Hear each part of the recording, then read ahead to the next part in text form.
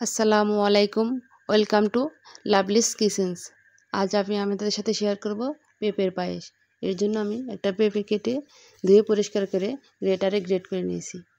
আমি আগে থেকে চলে একটি প্যান বসিয়ে পানি গরম দিয়ে রাখছিলাম। সেই পানির মতো পেঁপেগুলোকে দিয়ে আমি ঢাকনা দিয়ে ঢেকে 5 মিনিটের মতো ভালোভাবে সিদ্ধ করে নেব।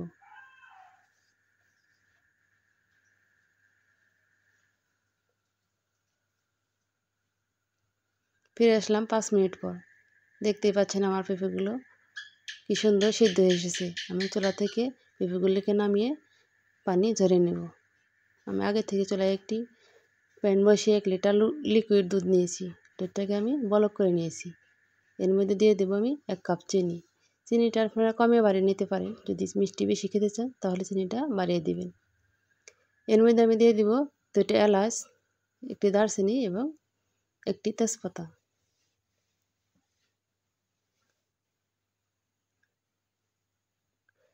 দিয়ে দেবো স্বাদ মতো একটু লবণ। লবণ দিলে কি মিষ্টি জিনিসে মিষ্টির ব্যালেন্সটা ঠিকঠাক মতো আসে। এর মধ্যে দিয়ে দেবো আমি 1/2 কাপ গুঁড়া দুধ। গুঁড়া দুধটা দিলে কি পায়েসটা খেতে অনেক সুস্বাদু লাগে। আমি আগে থেকে যে পেঁপেগুলো পানি ঝরিয়ে রেখেছিলাম সেই পেঁপেগুলো এখন এখানে দিয়ে দিব। দিয়ে একটু নাড়াচাড়া করে দিয়ে বলক আসা পর্যন্ত অপেক্ষা করব। এর মধ্যে দিয়ে দেব আমি কয়েকটা কিশমিশ।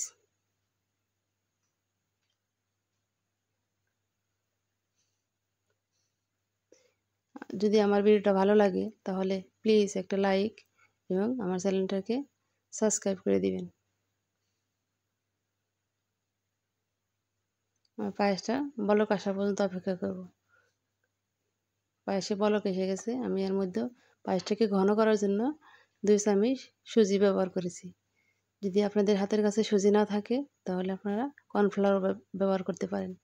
কর্নফ্লাওয়ার দিলেও পায়েসটা আঠালো এবং ঘন হয়ে আসবে। দেখুন আমার এই মুহূর্তে আমার পায়েসটা রেডি হয়ে গেছে।